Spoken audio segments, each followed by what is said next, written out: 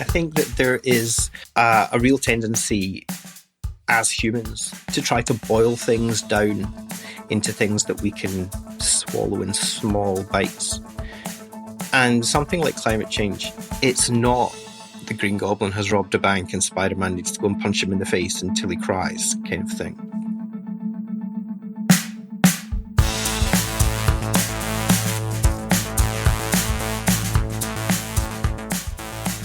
We love heroes, don't we? And heroines, of course. We have this desire to follow someone braver and nobler than us, to create them in that role when things are a bit confusing and scary. It's true of wars, true of pandemics, and true of climate change. We make heroes. Why? Are we hardwired to create heroes? Do our brains automatically look for the hero in the story? Is it a Western thing? Is it a man thing? And when it comes to tricky, complicated things like climate change, is it a problem or not to anoint people like Greta or David Attenborough as the people we'll look to for wisdom and strength? And in a world where you can't sodding move for Marvel superheroes this and DC superheroes that, are the kind of heroes we're even creating these days a little bit too cartoonish? Are our ideas of what heroism means a bit out of whack? Well, joining me this week on Your Brain on Climate is Al Kennedy, a dear friend of mine. Al is one of the country's leading experts on superheroes, cause he's the host of Scotland's longest-running comics podcast, House to Astonish, as well as some other things which you'll give a shout-out to in due course. And he's very clever indeed. And this always helps, he totally gets the idea of what I'm trying to do with this show. As always, if you hear this noise, it denotes wisdom. It means that in the show notes I've put a little link to some more information that you can peruse at your leisure, which might make sense of something you have heard. Right, let's get on with it, and you join us. I cut into the chat when Al was right in the middle of explaining who his favourite superhero is, and why. Apparently it's a guy called Iron Fist.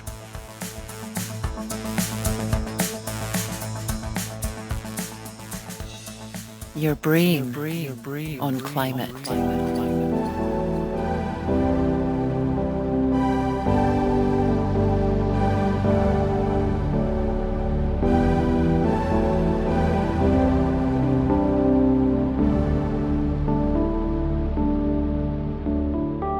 So there's a lot of stuff about uncertainty, there's a lot of stuff about being an outsider, as I say, there's a lot of stuff about trying to find a place where you can at least feel like you might belong. And there's a lot of interesting stuff in that for, you know, a gawky teenager growing up, for example. And it's like, I'm not, as you know, an expert in superheroes or comic books, but what you described there sounds a bit like the kind of essence of a lot of sort of comic hero backstory, right? There's a dude, often a white man, who for some reason is a bit odd, maybe not great with girls, and he falls into a vat of spiders and can bite people for a superpower or something. That's approximately the origin of Spider-Man. Yeah, I think it's those words in a slightly different order. Yeah. So there's something about that kind. There are some sort of archetypes of it, right? And what would you say the difference between like a superhero? Because really, I'm interested in like, you know, heroes in general. The difference between like a superhero story and a hero story. Is there anything different apart from like superheroes tend not to be able to fly faster than heroes tend not to be able to fly faster than speeding bullets and stuff? Well, again, I think that the lines between those two categories are increasingly blurred as time goes on. I think two of the most superheroes that I have watched movies of just recently were John Wick and Ethan Hunt in Mission Impossible. Ethan Hunt is a literally immortal man who you can drop him off the Burj Khalifa or whatever, and he's fine. You know, he can get caught in the path of massive explosions and just does not die. How far away from a James Bond film being released do we have to be until we can talk about the plot of it? I don't know, but I know where you're heading with this one, but I don't know. Okay, I'm not going to say it. You can take the brickbats if you like. Now pay attention, 007. I want you to take great care of this equipment. There are one or two rather special accessories. Q, have I ever let you down? Frequently. But that might be James Bond is another example. Yes, absolutely. Right? Indiana Jones? Yes. Although he was kind of mortal, right? Because he very much did bleed and stuff. Oh, yeah, but then he did the then thing that made him actually immortal. So, plenty of, well, yeah, I guess. But plenty of superheroes fall into that category as well. There was much as I'm not a fan of Jeremy Renner, the Hawkeye TV show that was on over Christmas was excellent. And he finishes that looking like a demonstration dummy in a first aid course. He's covered in bits of steri-strip and bleeding all over the shop. And that's because he is, when it comes down to a man with 2 sticks and some string. And there's not a whole lot of superness in that. It's just he happens to be very good at firing bows and arrows at stuff. He didn't get bitten by an arrow or anything. Do you think that what's happening to heroes is getting more and more influenced by superhero heroes? That's kind of rubbing off on it over time? So? I think a bit. I think the superhero and the hero as we know them through a lot of popular media, a lot of movies in particular, kind of gestated around the same time, which is about the 1930s. And that's when you start getting not just superheroes like Superman, Batman, Captain America, all those kind of characters. You also start getting characters like Buck Rogers, for example, who was a character originally from the kind of Saturday morning serial that would run in front of movies or whatever. And not a guy with superpowers, just, he was a guy. He was in a different genre type of story, like he was in a different sci-fi pathway. But he didn't have powers per se. The whole thing of heroes of that larger than life variety, though, of course, is way, way, way, way, way older than that. You go back to, if you look in the Bible, right? The amount of characters, yeah, I know I've shocked you, but the amount of characters that are effectively superheroic in what they could do. Samson is an enormously evocative example of that. Characters who had stories that were much larger than life, and that even the people who were being told the stories at the time would not necessarily be expected to take those stories completely literally. There are parables and so on. But you go back as far as humans have been sitting around telling each other things, there have been stories about heroes. You get somebody like Gilgamesh and Enkidu, right? Incredibly formula of superhero kind of stuff. You get these 2 people and they go out on a quest effectively. And is Gilgamesh a superhero? The jury is out on that, particularly given that they did literally bring him into the Avengers in the 1980s. Did they? Yeah.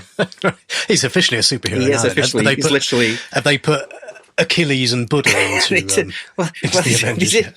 They did put Thor in there, obviously, of course. But no, right. Yeah, there we are. But yeah. No, but that's it. Like, but, Greek and Roman stories, you've got these guys who could do amazing things that are all like basically channeling the gods. They're all like chums with the gods and stuff. Yeah, right? I mean, Hercules is the great big example, the one that people would immediately reach for if you're looking for a story of a superhero from Greek myth. So is the idea then that there's something about that idea of a kind of, if not superhuman, then sort of, pumped up human thing, this kind of hero to which we aspire up on a hill, that's really deep. And it's maybe something kind of that is Western culture to an extent. Like that idea is so deep inside. I think it's not even just Western culture. I think it is global culture. I think any human wanting to tell a story to another human at any point will have gone, here, let me tell you this one about, there was this fella, right? And he could climb to the moon on the moon's hair. He convinced the moon to let its hair down and climbed up to the moon, and the moon got Mardy about it or whatever. There are as many heroes as there are stories in Infinity. You know, there's never been a time, I don't think, where we haven't told stories about heroes to each other. And I think that is not even necessarily because we find it something aspirational. I genuinely think that a lot of it just comes from the fact that it's the same reason why we would go and see Mission Impossible or John Wick. It's because it's entertaining. These are things that we can't do. And we're being told a story about someone who can do them. And that is outlandish. And it makes our brains go, what? But there's loads of things that I can't do that Microsoft Excel can do. But we don't go to the cinema to watch Microsoft Excel running 65,000 yet. But the point being that maybe we can almost imagine it is us, though, right? Yeah. We can put ourselves into the position of the Green Goblin. Is that a superhero? That's a supervillain. That's the bad guy from the Spider-Man Bad things. guy. Okay. What's another one? Superman. We can imagine we are Superman. Yeah. And we can imagine like ourselves as, I guess, Achilles when we read that, right? It's not, is that a thing that's happening? Do you think we are putting ourselves there a bit? The interesting thing about that is specifically with superheroes, getting away from the wider mythological aspect of hero stories. With superheroes, when the genre was first developed, I say developed as if it was anything that was done consciously rather than just a bunch of guys in New York who were scrambling to get their next sandwich and wanted another $20, so they wrote another story for an incredibly unscrupulous media mogul. But the characters that were the big guns at the time, you know, Superman, Batman, characters like that, they were not the characters necessarily that you were expected to want to be. They expected you to want to be Robin.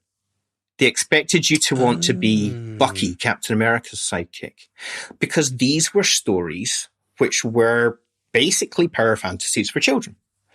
And a lot of them obviously still are, because that is the bones of the genre. And actually wanting to be Batman or Superman or whatever, I don't think really entered that much into their heads. There's all sorts of people will pontificate at great length about Superman's mythological counterparts and his counterparts in story of time gone by, and say, you know, is Superman a Jesus analog? Is Superman a Moses analog, leading his people and, you know, all that kind of thing. But to be honest, I kind of think that what Superman really boils down to is he is a big guy who's very strong and who will take care of you and who will let you know everything is always going to be okay. Superman is basically the dad. Right. I think Superman is intended to be a kind of figure that children would look up to, rather than a figure that children would want to be necessarily, although of course it never stopped billions of children from tying a towel around their neck and running around.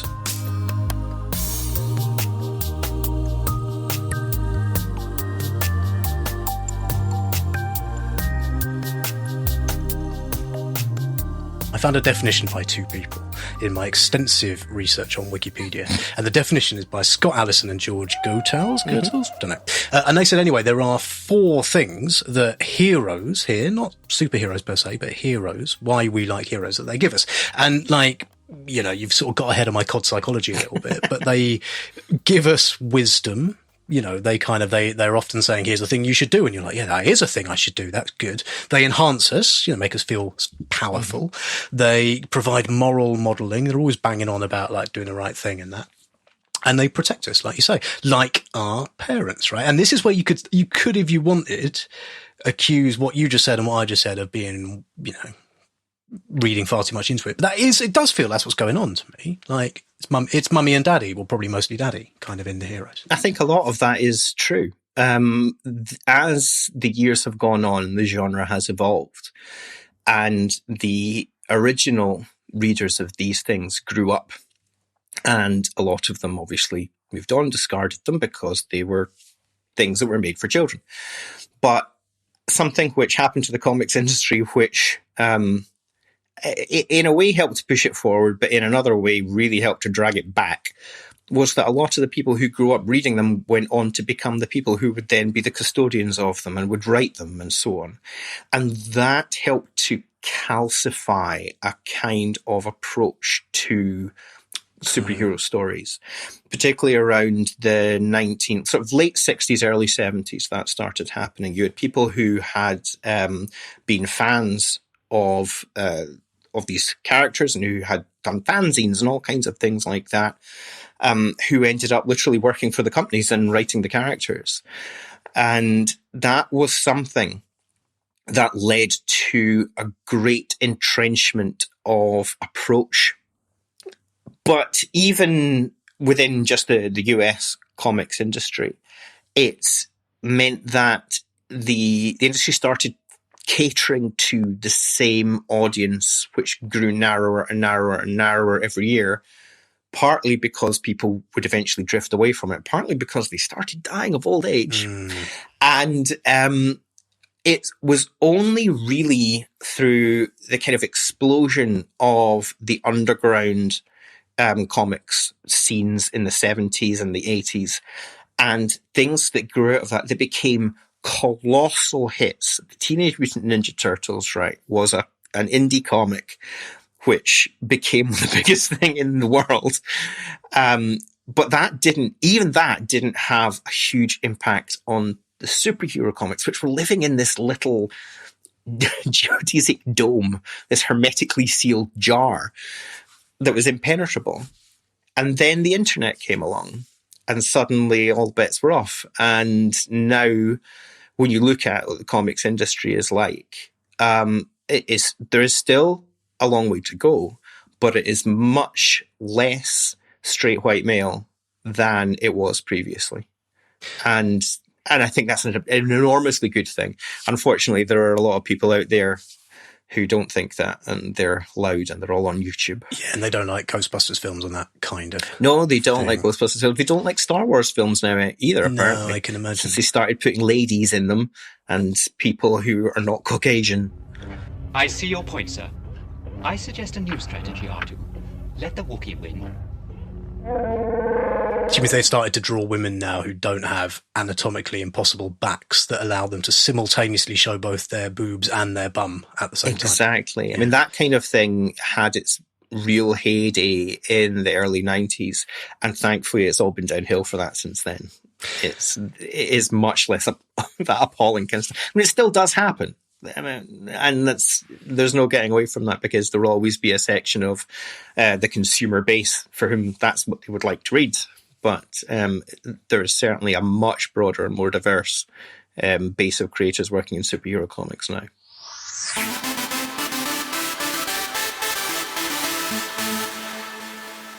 Your brain on climate.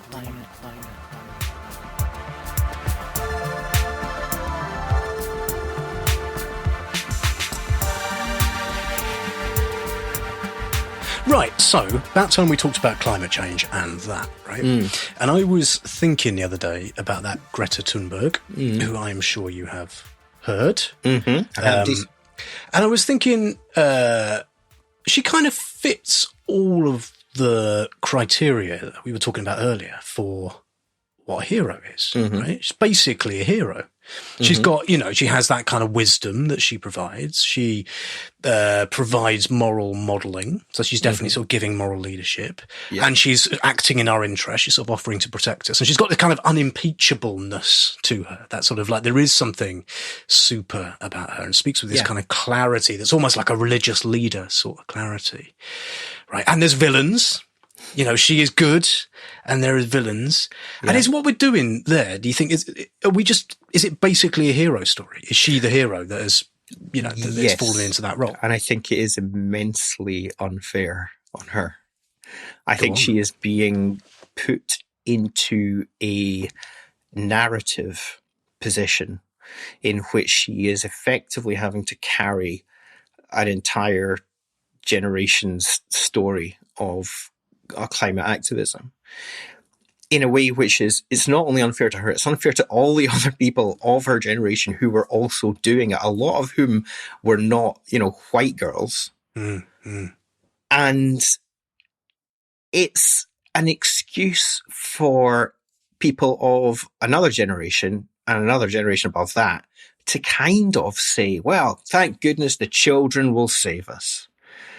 And we have still the responsibility. We can't just hand off to a teenager because she happens to do a good clapback on Twitter. She has got something quite powerful to say, and she's very, very good at doing it. But I think there is a real danger that she is being put into a position whereby she's having a lot of weight put on her shoulders that is not sustainable, ironically. Because life is not heroes and villains, right? At least not so far as, sort of vanquishing happily ever after, the hero wins, the villain falls in the volcano, right? And I've often wondered if there's a danger about seeing the story like that. What do you think? And if it is so sort of deeply entrenched in our culture that we're sort of hardwired to think of heroes, was it kind of inevitable that someone like a Greta was going to fall into that role at some point? I think so. And I don't think she'll be the last one. And in terms of, environmental heroes, environmental kind of focal points, we've always had, not always, but she's not the first.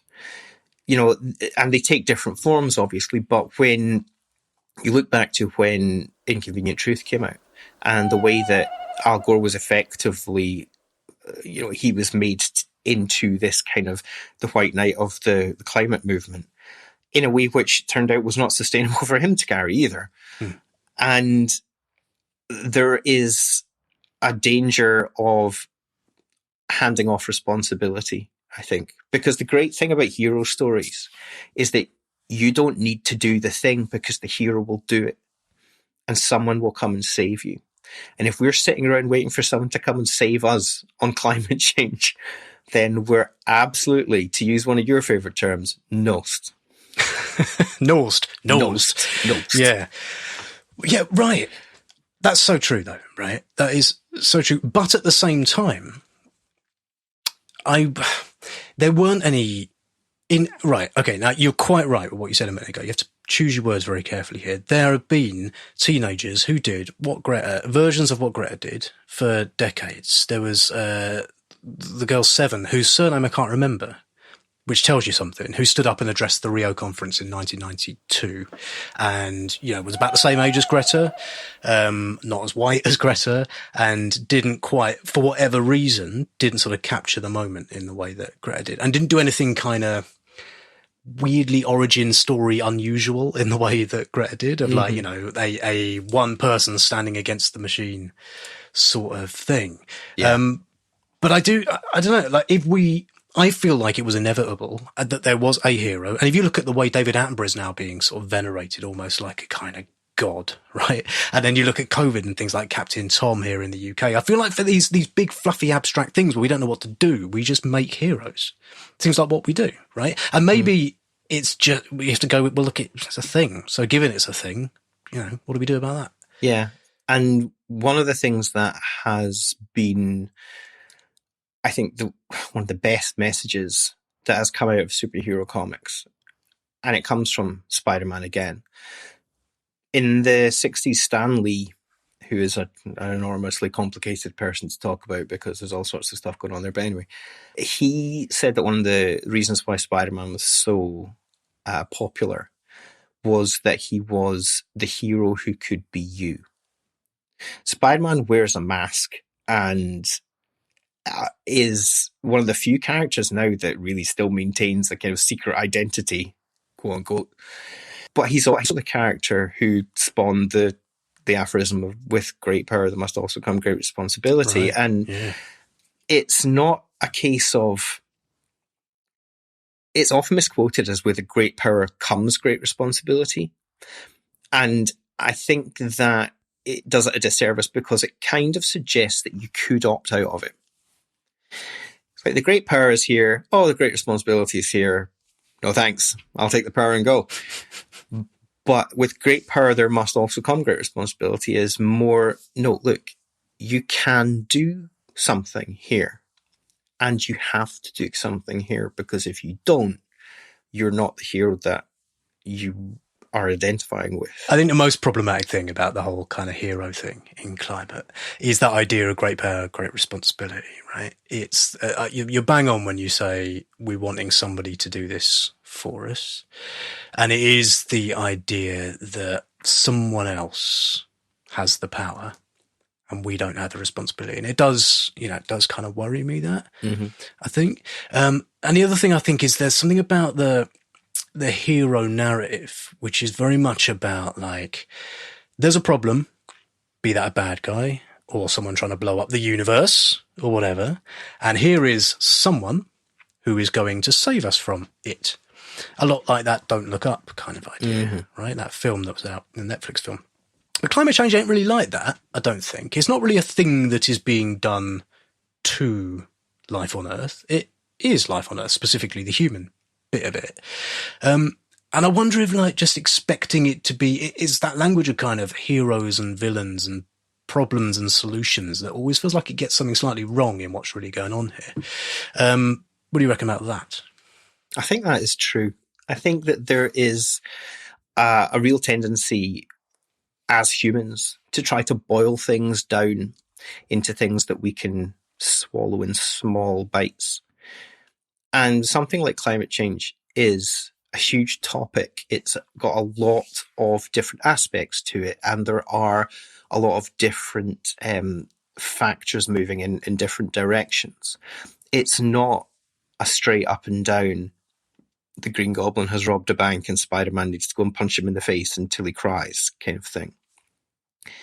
It's something where there will need to be actual complicated and hard work efforts put into addressing it, if anything is going to be done about it that is going to be in any way beneficial to us. And I think we're already past the point where we can be saved from it. I think it is now a case of, well, what's the best we can do to mitigate the damage that we've already done, and to reduce and to hopefully eventually eliminate the damage that we're going to do. And that kind of thing is not a very easy thing for us humans to get our heads around, because we really would like it to still be the kind of straightforward stories that we got told when we were little.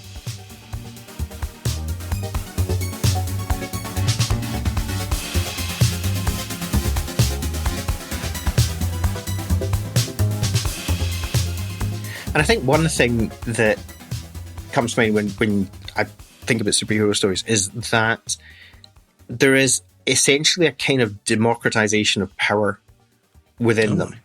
In that, if you're a high school student who gets bitten by a radioactive spider and gets given power, or if you are a skinny kid from Queens who gets injected with a super soldier serum and gets given power, a lot of it is to do with the redistribution of the power that is inherent in society. A lot of Superman's very earliest stories were like Superman going around beating up like union busters and things like that. Yeah, amazing right. stuff. The evil businessman, right? That's often, that's interesting. I've not thought of that before. Literally Superman's arch enemy is the biggest businessman in comics. Lex Luthor is big business as a person, and he is, evil capitalism literally personified. And so there is that vibe among comic stories that I think is built right into the firmament of them, which is that you take the power that is held by people who are not you, and you give it to the people who are you. Go on, name me one American blockbuster film in which the good guy is a big businessman or woman. Iron Man. Yes, okay, Iron Man, but then he uses it for good, right? Yeah. Fine, there we are. Good. I've not thought about that before. I'm a huge fan of the way you lose control and turn into an enormous green rage monster. Thanks. So look, I've set this whole chat up in a kind of artificial way, right? We're talking about superheroes and then we've gone to heroes and we're talking about climate. But I've been really interested in some of the stuff you've been saying, that like increasingly these days, hero stories are not like big, shiny Superman speeding faster than a bullet and that. Are there any other types of hero story that are being told in graphic novels and things like that that maybe feel more appropriate and useful for climate to you? I'm not sure that's the place to look for the inspiration that we would really need. I think and neither are, movies and things like that either. This is not something that is unique or sport. To comics. It's not like it's the exact same thing with like people go, well, child hunger is a huge problem in the UK, but it's all right because here comes Marcus Rashford and he's going to save everybody. It doesn't work like that, and you cannot abdicate your responsibility for trying to make it better yourself. I think hero stories are valuable from a bunch of different perspectives. A big one is an escapist perspective. But another big one is that, as you say, a lot of the kind of archetypal big superhero kind of characters do exemplify a kind of aspirational morality that is very deliberately designed to be attractive. But I think if you start taking those stories and those characters as your only source of inspiration, then I think you're kind of doomed. I think that where we need to be drawing inspiration from is other people. And if we see other people who are doing things that's inspiring us, and then we get involved and we do things that may inspire someone else in turn, then we're all helping each other to, I was going to say to become heroes. It would be so cheesy, but we're not. We're helping each other to not need heroes. So we shouldn't be holding out for a hero. We should be searching for the hero inside ourselves. Yes, exactly. We absolutely should.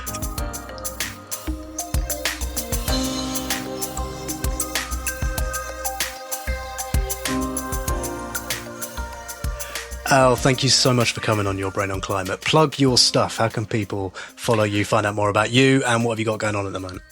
Yeah, well, I am on Twitter, making puns mostly, at House to Astonish, and the reason for that ridiculous username is because House to Astonish is also the name of my comics podcast that I co-present with my friend Paul O'Brien.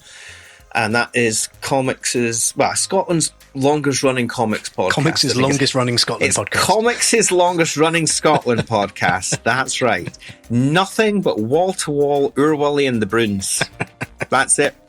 I also have another show called Desert Island Discworld, which is basically it's a bit like Desert Island Discs, which I ask a guest which Terry Pratchett book they would take with them if they were cast away to a desert island, and I also talk to them about their life and their work. And can you recommend any particular episodes of that one, Dave? Oh, there was one particularly compelling, a very beautiful guest that you had talking about unseen academicals in the last series but one, was it, I think? I think so, yeah. Yeah, very good. Yeah, right. I've been on that. That was good. And you want... what else? And I've also did a brand new podcast, which I am hosting for the estimable comics website Shelf Dust, which is called Shelf Dust Presents The War Effort, in which I'm joined by various guests every week to go issue by issue through Marvel's 1984 blockbuster series Secret Wars. Fantastic. So that's my main stuff.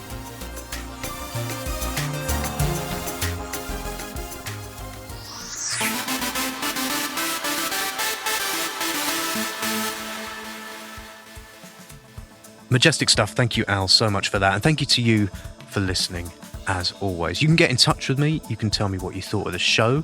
It's hello@yourbrainonclimate.com for the emails, or on Twitter @brainclimate.